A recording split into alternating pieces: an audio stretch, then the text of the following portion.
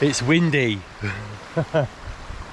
There's Lulu bobbing about out there. So it's going to be a challenge to get aboard today.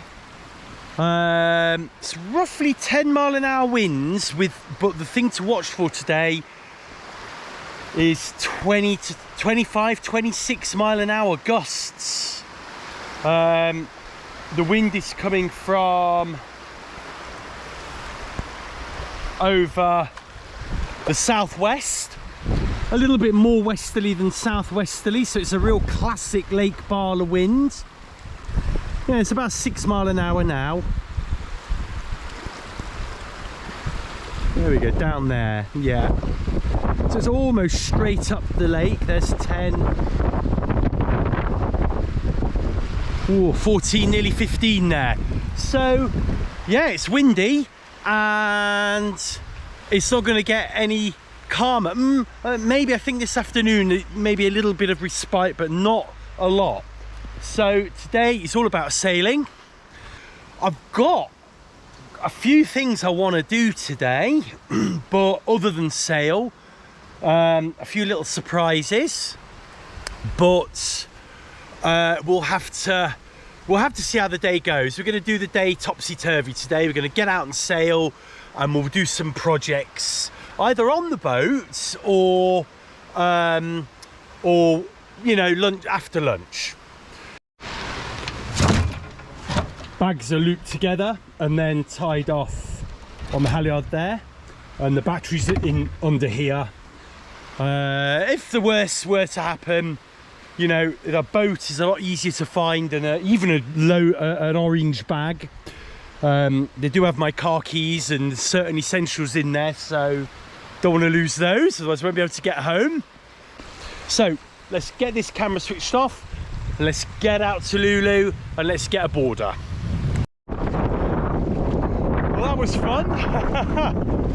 You can see where we are. There's Lulu over there, wind's over there, here's home base, here's my ramp here. Oh my god, I was within fingertip distance of just grabbing the transom. I missed it, and then a big gust and a big wave came, and that was that. Before I knew where I was 5-10 meters astern of Lulu, and we just had to paddle to hold our ground.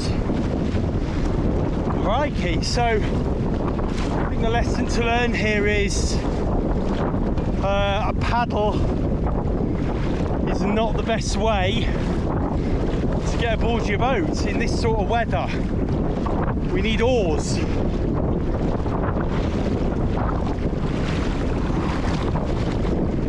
So we're going to try again, but we'll give ourselves a bit more distance this time up the shore. If that doesn't work, we'll have to revert to plan B. I don't know what plan B is just yet though. Oh, okay, it's not happening.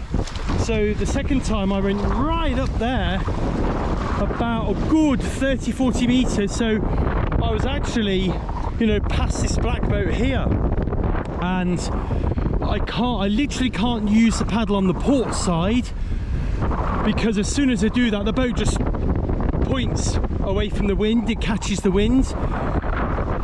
If I use the right hand starboard side only, then I just don't seem to have enough oomph in the water to push us forward. So I was further away that time than I was before. I think it's because I'm a little bit tired. Ha! So we either wait for the wind to drop, which I don't think it is, or what we could do is have one last effort. I was so close the first time. I think what I've realised is by going further over there, all I'm doing is making the distance a lot further. So by about halfway, I was knackered. I was like, I could really feel myself tiring. So I think what we could do, it's probably better to be here, aim, you know, over there, keep the nose into the wind as much as we can, and let's see if we can just power through. The other thing I did was I stood further at the back the second time. I think I can get more power standing a little bit further forward on the boat. On this boat it doesn't really matter if you're further forward. The further back, I think the easier you can steer, because you twist the boat more easily when you're paddling. So plan B was to originally swim out, but the problem with that is my battery's here. Actually, I left, my motor is on the boat locked up, but that's no good without a battery. The problem with that is getting aboard, and if I can get aboard with just the same paddle as I've got down here, where am I going to end up in this 300 kilo boat? Because I'll probably end up down there somewhere, which, you know what, it's not the end of the world. But the other thing is I don't want to clatter the rocks in this big boat, because I could get her adrift and not get her off. Mochyn D's 50 kilo, you know, I can pull her off anything. So the other plan I've got, plan C, is I do have some line in the van. I think it's long enough, is to get a line clipped onto the strop or Lulu, and then to just swim back and then have this line, and we can attach it to the boat and pull ourselves into Lulu. So I think I'm going to go for that. It's not super warm, so I'm a little bit reticent swimming. I think the minute I start to feel cold, I'm going to have to make sure I get back to shore. But I've got my camper van, I've got my towel, I'm only going to be in the water a few minutes. You know, and I think what happened to my camera? So I think we'll be okay.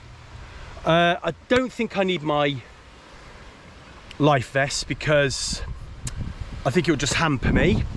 No one's going to drown today. I think I just get out there and I do that. So let's see what line we've got.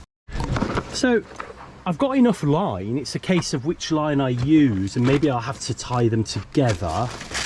So I think this will be enough. We'll tie them together. It's a shame this is brand new. This is like a halyard for the mirror, but it'll be all right. We'll tie them together. We'll maybe even use this actually. Do you know what? I think that may be long enough, and it'd be strong enough to pull the mirror. So maybe we use that. That's 25 or 30 meters, I think that was. So that looks like it might be enough. Let's flake this out and see if we can get this to work. So the wind's not let up, so as you can see I've flaked out 2 lines. Don't think either of them are long enough, so I've just joined them with 2 bowlines. Bowline on the end and a shackle. So the reason I'm using this snap shackle is I can snap it round itself. All I need to do is get that round the boat somehow. So all I need to do is get it round. I'll probably aim for the pickup buoy, get that attached to the pickup buoy, and then I can swim back, and we can then pull ourselves, I'll dry myself off, and then we can pull ourselves out. So I've got loads of changes of clothes, and I've got a towel, I've got a lovely warm camper van if I need to. I think it's plan B or no sailing, so let's give it a go. I'll catch you on the other side. So far, so good.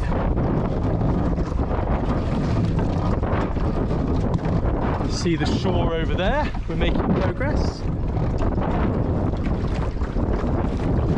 Should have put my gloves on really, but when we get to the orange line it'll be okay. I'm just aware a little bit beam on at the moment. I just realised if I put it round the mast like this, it'll pull us straight. Just make sure we don't catch those around there. And here's the orange line. I think this orange line's only 50 metres, although I think over the weeks this orange line has got chopped to size a number of times. It's a floating line, So it is useful, but it is an Amazon GP. I can't remember what it came with now. It came with something else. Right, here we are. Look at this. Nearly there. Let's take our time sailing with Dave. Now, I think what we'll do is we'll put it from here.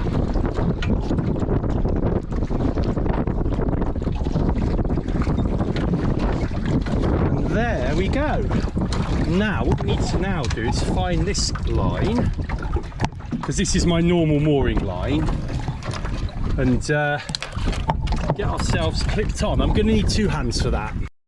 There we go. You can see how rough it is. You can see how rough it is.